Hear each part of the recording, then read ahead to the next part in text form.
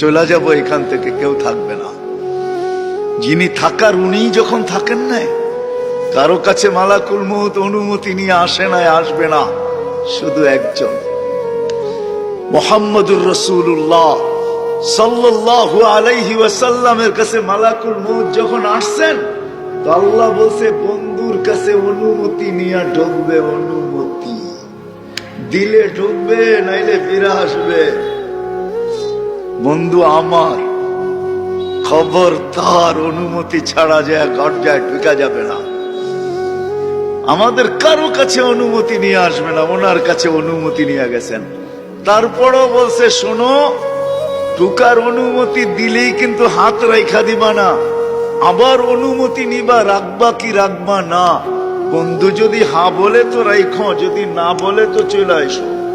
কেননা বন্ধু আমার। কার বন্ধু? হ্যাঁ, কার বন্ধু? হাবিবুল্লাহ। কার বন্ধু? যার কারণেই তো আমাদের সাথে বন্ধুত্ব। আমাদের সাথে দুই দিক দিয়ে আল্লাহর বন্ধুত্ব, এক দিক দিয়া না, দুই দিক দিয়া। হয় উম্মত তো আল্লাহও চিনে না, রসুলও চিনে না।